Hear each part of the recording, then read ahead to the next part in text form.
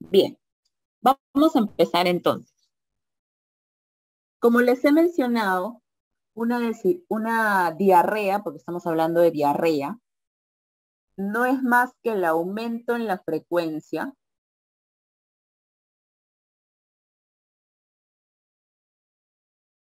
o la disminución de la consistencia.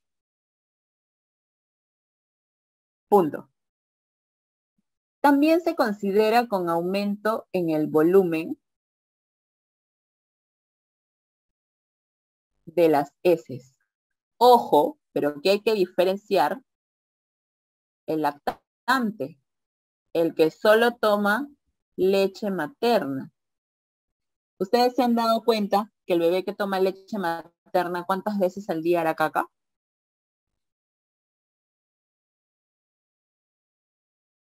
La respuesta es cada vez que lacta. Estos niños son patitos, exacto. Cada vez que lacta, hace su deposición. O por lo menos hace pichi. Quiere decir que si estos bebés lactan cada 2 horas, entonces probablemente haga pichi o haga caca cada 2 horas. Entonces yo no puedo pensar que un bebé, un lactante, que de paso la consistencia de las heces del lactante ya es pastosa, es como una mazamorra, entonces yo no puedo pensar que si el bebé está haciendo cada vez que lacta, eso es diarrea, porque eso es el ritmo habitual de la deposición del niño. Ojo, hay que fijarse si el niño toma solo leche materna. Siempre hagan esa pregunta y sobre todo pregúntenle a la mamá y tranquilícenla. ¿Es solo leche materna? ¿Cuántas veces normalmente hacías un niño deposición? Listo. Habitualmente en el lactante, para que sea diarrea, la deposición se convierte en absolutamente líquida. Habitualmente, ojo. Es distinto cuando toma fórmula, ¿eh?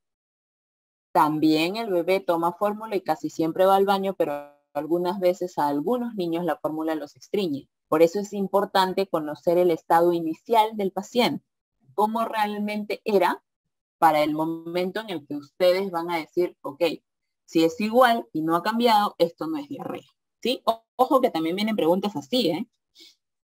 Les hablan de un bebé que está lactando y les preguntan qué es, y dentro de las respuestas ustedes encuentran deposición de un niño lactante normal. No tengan miedo en responderla. Si ustedes se dan cuenta que definitivamente es un lactante y tiene leche materna, que es lo que diga la pregunta, entonces esa es su deposición normal, ¿ok? Bien, en epidemiología nos toca entender que es una causa de morbimortalidad alta, aún lo sigue siendo en nuestro país. Además, afecta principalmente a las edades menores de 5 años. Esto es súper importante también. Y no se olviden que está incluido en las guías que aún existen en provincia, que se llaman AIEPI. Me encanta hacerles hincapié en esto porque es importante que aprendamos a manejar una diarrea desde el primer nivel de atención, ¿sí? ¿Por qué está incluido en una de las guías de AIEPI? Porque es uno de los famosos conocidos objetivos del milenio. Reducir el porcentaje de diarreas en niños que causen deshidratación, ¿ok? Entonces tengan en cuenta eso. Características de la defecación del lactante. Ay, es que suena horrible, pero parece una mazamorra. Van a hacer deposición cada vez que lacten. Y es importante conocer el estado basal del ritmo de deposición del lactante. Yo creo que esas son las 3 cosas más importantes, ¿sí? Porque algunos niños son tal cual un patito, lactan y hacen su deposición. Otros, la mamá les dirá, él hace deposición cada 2 lactadas. Listo, ese es su basal del niño. Y ustedes se tienen que basar en eso, ¿ok? Bien, en etiología ya les dije, definitivamente a la cabeza, virus, como les dije, rotavirus, pero como bien dijeron ustedes, puede ser norovirus, adenovirus, pueden causar diarrea, pero no se olviden, si les piden la causa viral más frecuente de diarrea en pediatría, rotavirus, ni la piensen, ¿ok? Siguiente, bacterias. Mucho más lejos, pero bacterias. A la cabeza las disentéricas. Como les he explicado, cada una tiene una particularidad. Y acá hay una tercera que no lo he colocado en el cuadrito. Creo que no tengo espacio para ponerlo. Sí, sí tengo. Mucho más abajo. Y ya me estaba olvidando de ponerlas. Y cuando ya sobre todo es para diarreas crónicas o persistentes, los parásitos también son causa de diarrea, chicos. También. Así que vamos a colocarlos acá.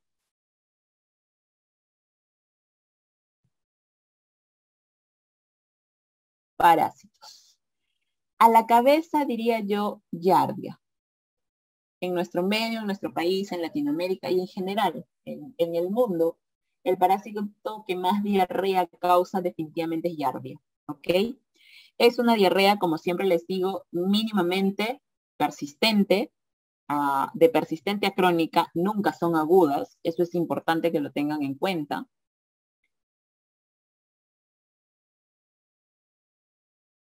Y mucho más alejado y en otro grupo de pacientes, de repente tendrán diarrea también por coccidias, o de repente tendrán pues también diarrea por por algunos hongos, que es rarísimo, pero también es posible, pero sobre todo en los inmunodeprimidos, ¿ok?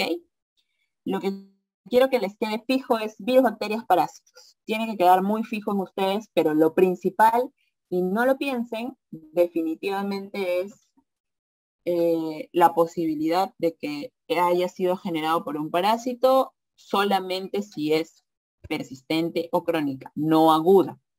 En cambio, la diarrea viral o bacteriana sí corresponde a una diarrea aguda, ¿ok? ¿Hay alguna diarrea disentérica que sea la más sangrante? Me preguntan. No, no, quizás el síndrome urémico hemolítico, pero en verdad yo he visto shigellas que sangran horrible, salmonelas que sangran horrible, entonces en verdad lo más probable es que la respuesta sea definitivamente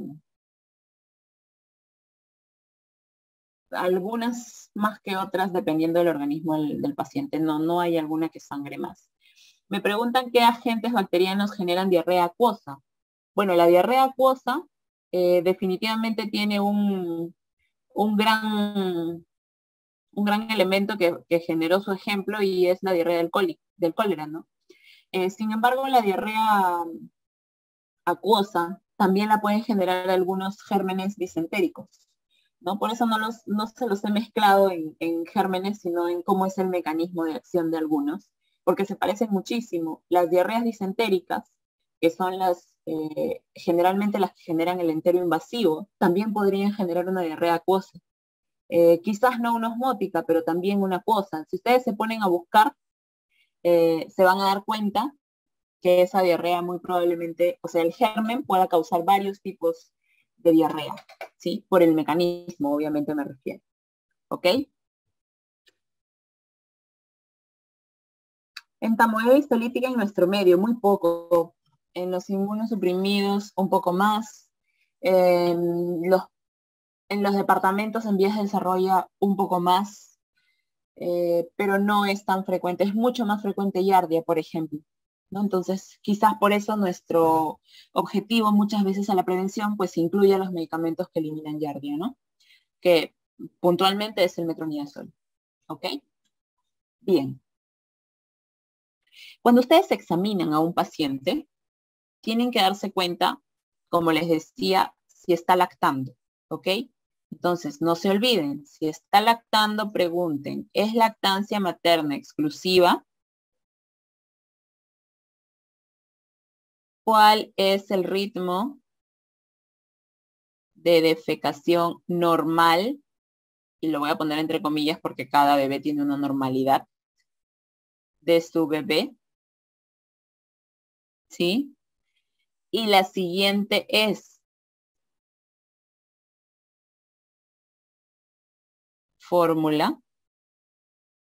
¿Por qué? Porque como les repito, la fórmula habitualmente a los niños les hace tener episodios de constipación o de estreñimiento más que de diarrea. Entonces es importante conocer ese ritmo, pero habitualmente cuando ustedes les pongan en una pregunta del examen si esto es una diarrea y el niño está lactando y se los ponen como dato, créanme que muy probablemente la respuesta será que no es una diarrea, ¿ok?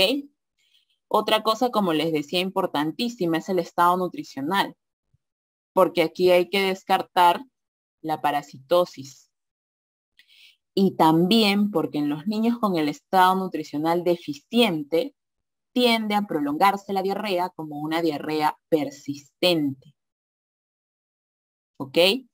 Hay que preguntarnos por la enfermedad de base. ¿Por qué? A lo mejor es un niño inmunosuprimido.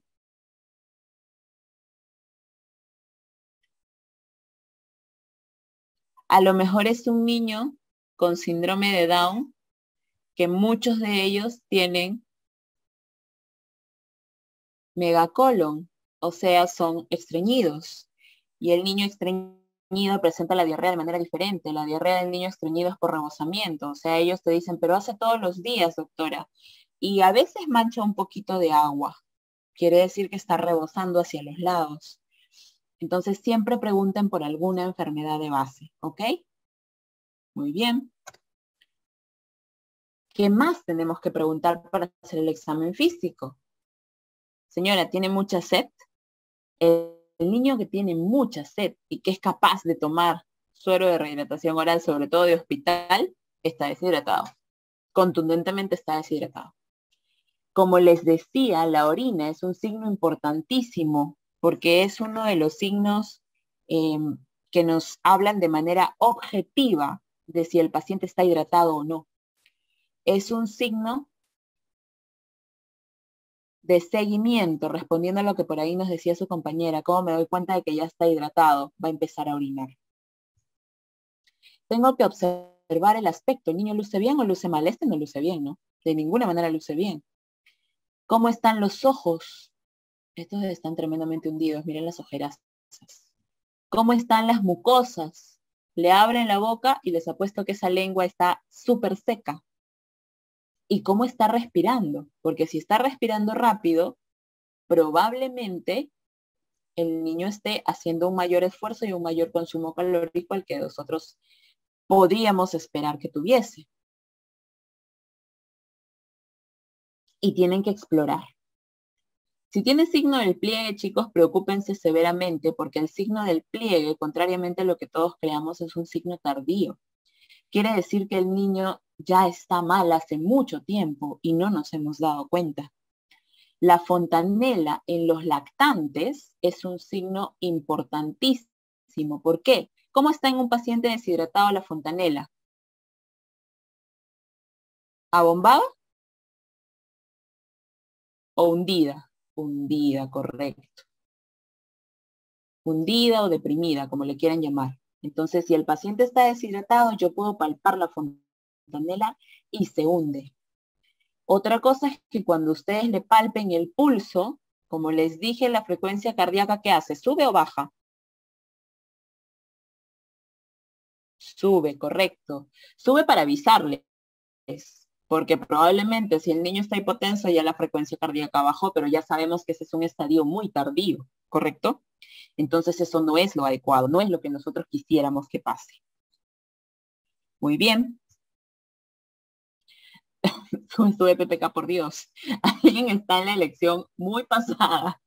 Ni PPK ni PPCuy. Nos destruyeron esta vez con el cuy. A ver, el plan A, el plan B y el plan C es lo que el ministerio y en general el mundo y la Organización Mundial de la Salud generó para manejar la diarrea, ¿sí? Una de las cosas más importantes fueron estos planes. El plan A lo vamos a desglosar, no se preocupen, pero vamos a colocar algunos datos aquí. El plan DA se hizo para generarse en el domicilio, para que ustedes puedan enseñarle a la mamá cómo poder realizar esta rehidratación en casa. Perdón.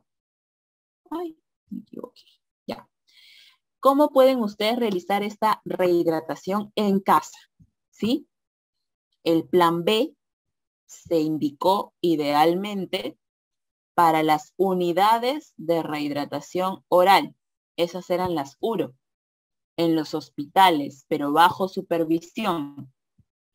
Y el plan C contundentemente se indicó para los pacientes que nosotros íbamos a hospitalizar. Punto. ¿Ok?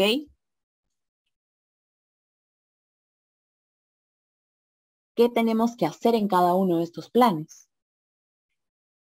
Como les decía, el plan A rehidrata a por lo menos 30 a 50 mililitros por kilo. ¿Con qué? Con suero de rehidratación oral. El suero de rehidratación oral que ustedes quieran. El que tienen en casa, de Frutiflex, de Electroral, el que más les guste. No, no Gatorade, eso no es un suero de rehidratación oral para niños. Puede ser con los sobrecitos de rehidratación oral que también tenemos en los hospitales, también son una fórmula estandarizada. Y si ustedes están en el Serum, en la última punta del cerro, en la selva y no tienen ningún Frutiflex y se les acabaron las bolsitas salvadoras, denominadas así los sueros en sobre, también podría ser la panetela, correcto. Está autorizada, tiene evidencia científica, pero ojo, para que la panetela funcione, y eso es importante, receta de la abuelita, tiene que tener no solo arroz, canela y clavo, tiene que tener algo que le aporte el azúcar, y eso casi siempre viene de una zanahoria, ¿sí? Tienen que hervir todo ello con una zanahoria, porque si no, no tiene el componente estándar, que claro, no va a llegar a ser jamás el componente del suero de rehidratación oral, pero para que se asemeje mucho, tiene que tener azúcar. Y debería ser aportado de algún vegetal.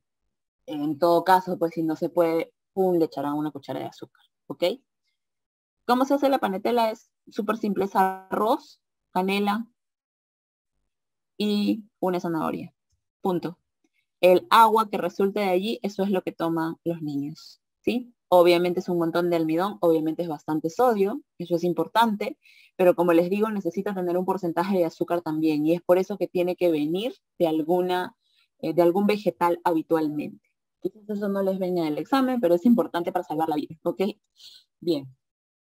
Entonces, en el plan A les decía que la rehidratación es más o menos a este volumen y debería ser con suero de rehidratación oral, idealmente domiciliaria. Pero si ustedes ven que no va a responder domiciliaria porque la mamá no les entiende, porque no va a volver o porque no van a poder establecer si realmente le van a poder hacer un seguimiento o no, pues lo hacen en su posta, en su emergencia, la van mirando a la señora cómo le da el agua o cómo no le da, y es la forma de observarla, ¿ok? Pero esa es la forma en la que ustedes tienen que hacer. ¿Cuánto se observa? Lo que preguntaba su compañera, 4 horas. Esas son las horas doradas.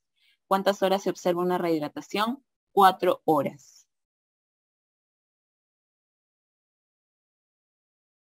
Más que por hora, eso es por vez, ¿ok? Idealmente es por vez. Ustedes rehidratan 30 a 50 mililitros por kilo y esperamos las 2 o 3 horas, como les digo, idealmente 4, y otra vez 30 a 50 mililitros por kilo, y así. Efectivamente, el suero se diluye en 1 litro, los sueritos de las postas, de los centros de salud, porque las botellas que vienen ya con suero de rehidratación oral ya están diluidos, ¿ok? Eso es importante. Muy bien. Si nosotros estamos en una unidad de rehidratación oral o ya estamos en el hospital, porque de repente este niño que estaba realizando el plan A en este momento, pues ahora lo que tengo es un niño que realmente no toleró o que vomitó o que la mamá viene y me dice sigue con diarrea y ahora está vomitando, bueno, entonces nos toca pasar al plan B, ¿sí? El plan B, como les digo, idealmente es en una unidad de rehidratación oral, que debería ser en un hospital. Y evidentemente lo que hay que hacer ahora es rehidratar, también con suero de rehidratación oral, porque siempre será la primera opción, el suero de rehidratación oral, pero ahora se debe hacer con un volumen de 50 a 100 mililitros por kilo. ¿Ok? Este volumen, del mismo modo, debe ser reevaluado en 4 horas. El objetivo es que luego de que ustedes consigan rehidratarlo, puedan regresar al plan A y poder decirle, señora, continúe en su domicilio. De lo contrario, lo que va a pasar es que vamos a tener que pasar al plan C. ¿Ok?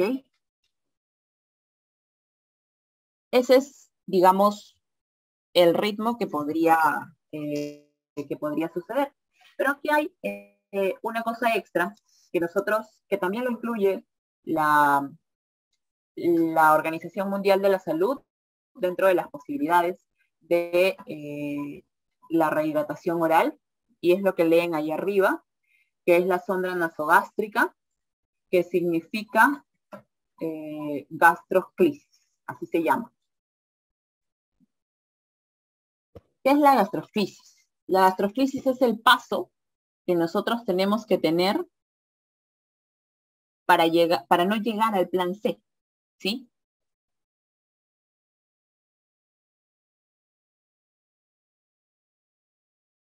Ya, ahí vamos, ahorita les respondo eso. La gastrosclisis, así se llama la colocación de la sonda nasogástrica para hidratación, tiene indicaciones en pediatría. ¿Cuándo se coloca? Vomita más de 4 veces en una hora. No toma el suero de rehidratación oral. Y la mamá no colabora. ¿Ok? Entonces, ¿qué van a hacer? Van a administrar el suero de rehidratación oral por esa sonda a 20 mililitros por kilo, porque tiene que ser más lento, es como un goteo. Obviamente el volumen es más pequeño, pero se lo van a administrar cada 20 minutos con jeringa, como si ustedes fueran una bomba de infusión. Eso es lo que van a hacer. Y entonces, si lo colocan en una bomba, esta es la dilución, 5 macrogotas por kilo. Y evidentemente, si ven que funciona, recién van a aumentar la concentración y lo van a colocar a 60 mililitros por kilo por hora. Eso evidentemente lo va a hacer la bomba. Pero entonces, mi pregunta sería, ¿ustedes creen que un niño que está vomitando, un niño que está irritable probablemente porque debe estar en su deshidratación moderada y que no ha querido tomar en su casa y le ha escupido todo a la mamá, se va a dejar poner una sonda por mí y que yo le pase por ahí agüita? La respuesta clara y concisa es no. No lo van a superar, van a gritar, me van a escupir, me van a patear, la mamá va a decir que le estoy perforando la nariz, y entonces es por eso que en la práctica y no en los papeles, casi siempre pasamos al plan C, que siempre, siempre, siempre será endovenoso. ¿Ok? El plan A y el plan B y la gastroscrisis se hicieron para que no pasemos a una rehidratación endovenosa, porque, ojo, la mejor rehidratación siempre será la oral, ¿ok? Siempre, en eso no hay discusión. Pero inevitablemente, si el niño vomita, entonces no podemos reinsertarlo otra vez al plan B o al plan A, e inevitablemente lo vamos a tener que colocar una vía y le vamos a tener que colocar por allí la hidratación. Me preguntaban por ahí si vomita, ¿cuánto tengo que esperar? Bueno, si vomita, normalmente yo no puedo darle de inmediato otra vez el suero. ¿Cuánto tiempo espero entre cada vómito? 10 minutos antes de volver a darle algo. Ni siquiera teta, 10 minutos en que el niño llore, se chille, haga lo que quiera, no importa. Yo no le voy a volver a dar nada hasta que por lo menos haga 10 minutos de reposo gástrico, y cuando recién los haga, entonces yo decidiré, ok, definitivamente puedo volver a darle, y se le vuelve a intentar, ¿sí? Pero si vomita más de 4 veces en una hora, ya saben, gastrosclisis. Las indicaciones de la sonda nasogástrica se consideran para aplicar el plan C. No, no puntualmente, ¿no? Las indicaciones de la sonda nasogástrica son para poner sonda nasogástrica. Yo les digo lo que es mi experiencia. Es muy difícil que se pueda pasar a eso en una emergencia, mucho menos cuando, como les digo, es bien aparatoso. Ustedes saben que colocarle una sonda a un adulto es difícil. Mucho más es colocársela a un niño. No se van a dejar, van a gritar, y quizás sí, vamos a lacerar en un momento, y no es lo ideal, ¿ok? Ahora hablamos de los antieméticos, no se preocupen. La consideración para pasar al plan C, obviamente, es escalonar. ¿no? Y en el plan C, como les dije, nos tenemos que hacer dos preguntas. ¿Hay shock o no hay shock? Si hay shock, tengo que colocar primero un bolo. ¿De cuánto es el bolo? De 20 mililitros por kilo, ¿ok? El bolo es de 20 mililitros por kilo, salvo que sea paciente cardiópata o paciente nefrópata. Y es absolutamente la mitad. Punto. Ahí no hay vuelta que darle. ¿Ok? Eso es lo primero que hay que hacer.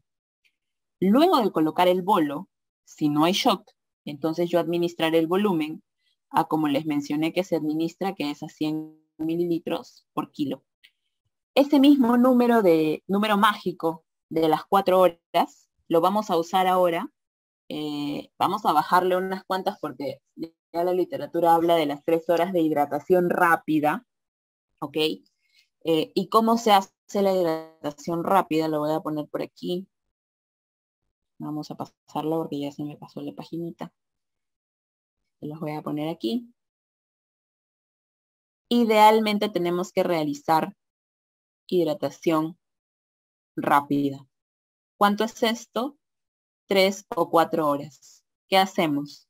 Esos 100 mililitros por kilo que estoy administrando, los voy a dividir. En la primera hora, administraré el 50% de ello. En la segunda y en la tercera hora, voy a administrar en cada una 25% y 25%. No se cuenta el bolo. O sea, no se descuenta el bolo que ya administré. ¿Ok? Listo. Y como he administrado en 3 o 4 horas, ¿en cuánto tiempo tengo que reevaluar? En 3 o 4 horas. ¿Se dan cuenta cómo el 4 es el número mágico? Por eso lo pongo como número mágico. Me preguntan si en lactantes la administración de leche materna es independiente a la de suero. Sí, es independiente. ¿Por qué? Porque es difícil que yo le diga a la mamá que lo pegue al pecho y que espere un rato, lo suelte y otra vez le vuelva a dar. Eso es bien difícil hacer en un bebé porque te va a gritar y te va a pegar el grito en el cielo. Entonces, habitualmente tratamos de hacerlo solo con suero de rehidratación oral, pero si quiere lactar, no se lo nieguen porque se ponen más irritables cuando se los impiden, ¿ok? Listo.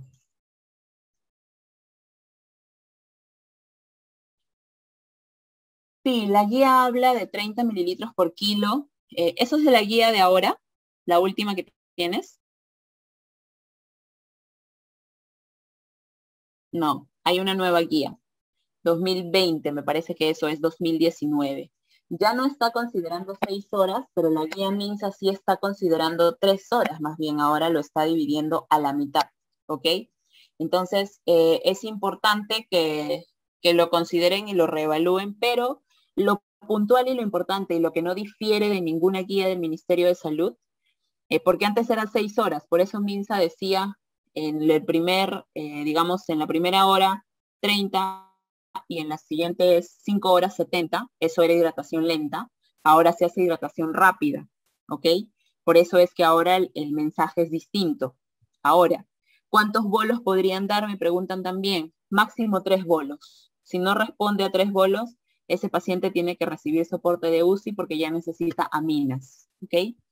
100 mililitros por kilo de qué? Ah, esa es una buena pregunta, discúlpenme, no lo he mencionado. Lo di por tácito, de cloruro de sodio. Si quieren lactato de Ringer, pero en nuestro medio evidentemente es mucho más fácil cloruro de sodio. ¿Ok? Siempre cloruro de sodio. ¿Qué más me preguntan por aquí? La lactancia materna en qué... Todo el tiempo, chicos, la lactancia no para. La lactancia materna no para. ¿A qué te refieres, Violeta, con lo que está incluido en la primera hora? ¿El bolo? No, como les dije, el bolo no se descuenta. En la rehidratación parenteral, ¿qué solución es la recomendada? Cloruro de sodio. Es la que más se usa en nuestro medio. No hay gran diferencia en lactato de Ringer y en cloruro de sodio en verdad. Así que no se sientan mal. Pero hay varios hospitales que tienen lactato de Ringer, así que sí. Un bolo de 20 mililitros por kilo es tal cual. Y eso es importante que lo aprendan desde ahora, porque la enfermera les va se los va a conectar en una bomba y en ese momento ustedes van a querer explotar. Un bolo es cargar una jeringa de 20 mililitros de cloruro y a la vena. Eso es un bolo. Eso es un bolo de verdad. Todo lo demás es un bolo de mentira inventado por las enfermeras. No hay que lo pongo en la bomba y que pase en media hora. No, el bolo debe pasar en menos de 10 minutos. Es más, si el paciente está chocado, mi bolo debería pasar en menos de 5 minutos. ¿Qué más? La nueva guía Iguala figura como guía de deshidratación. Voy a ver de descargarla y hacer que se las hagan llegar por la academia. Elección para rehidratación endovenosa, como les digo, cloruro de sodio. Punto final, ahí no hay vuelta que darle. Sí, bolo más el 50% en la primera hora, tal cual.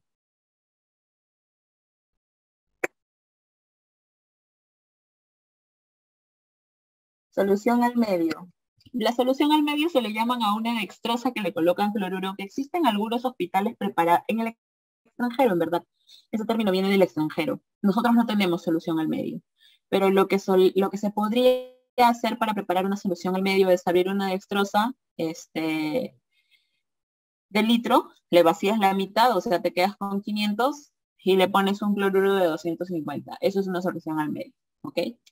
Pero les repito, eso no es relevante, salvo en rehidrataciones en las que ustedes ya van a tener que colocar pues mucho más énfasis, ¿no?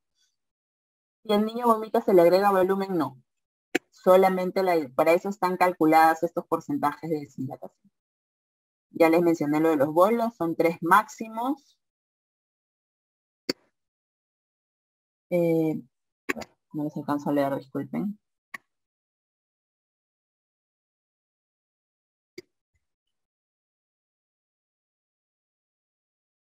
La rehidratación rápida es para todas las edades, chicos. No hay una pausa para ninguna edad, ¿ok?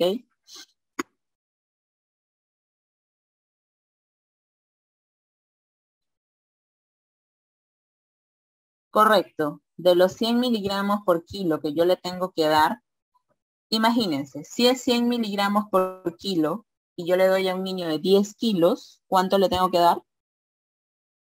1 litro, ¿verdad? Es 500 en la primera y luego 250 y 250. Esa es la idea, ¿ok? Catéter, bueno, si no consiguen viendo venosa, tienen que colocarle una intraósea, pero tiene que tener vía, obviamente, para colocarle la rehidratación del plan C, la endovenosa, ¿no?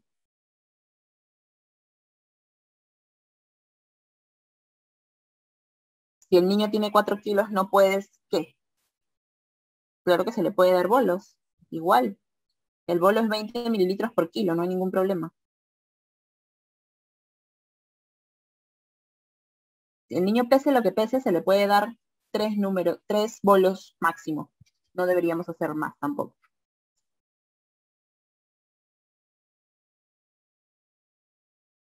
El manejo de la deshidratación es lo mismo, ya sea por diarrea, por vómitos o por lo que sea que el niño se haya deshidratado. ¿Ok? Ustedes manejan la deshidratación con el plan A, B y C. ¿Cuál es la diferencia?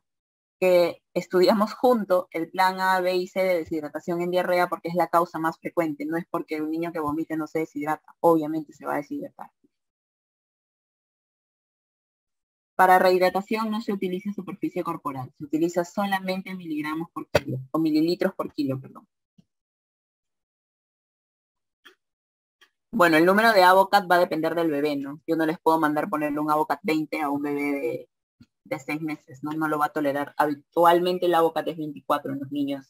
Y se pasan bolos en 24, por supuesto, porque supuestamente ustedes solo van a colocar eh, eh, un bolo o 2 o 3 bolos en un paciente deshidratado y luego, ya más hidratado, van a poder canalizarlo mejor, porque también de paso el niño deshidratado es muy difícil de canalizar. No, no es que en el shock como en el no shock le van a colocar ustedes bolos de 20 mililitros por kilo. Solamente se ponen bolos cuando hay shock. Esa es la condición para poner un bolo, ¿ok? no existe otra.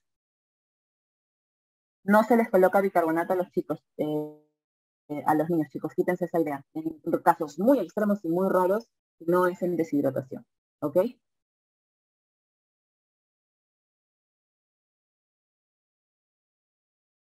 Si no hay mejoría con el plan A después de 4 horas, pasa su plan B, por supuesto. Así funciona. Ah, ya. La fórmula de Holiday pasa para el volumen de mantenimiento. El agua de Holiday Segar es volumen de mantenimiento.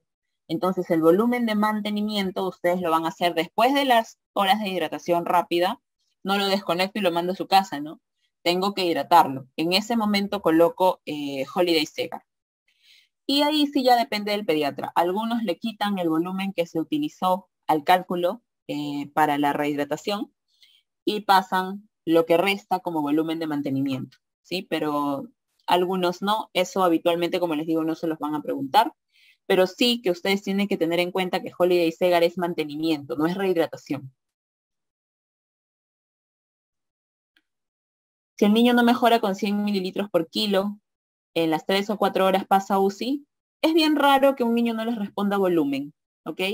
Entonces, normalmente no va a pasar eso. La condición para pasar a UCI, obviamente, es un niño que va a necesitar intubación o va a necesitar manejo de medio interno con aminas, con dopamina, noradrenalina, por hipotensión habitualmente. En el paciente con cólera es donde se instauró la solución polielectrolítica o la solución de lactato de Ringer como la mejor opción. Ya no existe el cólera, así que probablemente no lo vayamos a ver, pero es muy riesgoso usar la solución polielectrolítica porque la carga de potasio es bien alta y van a tener un paro, que no es lo ideal, ¿no? Muy bien, perfecto.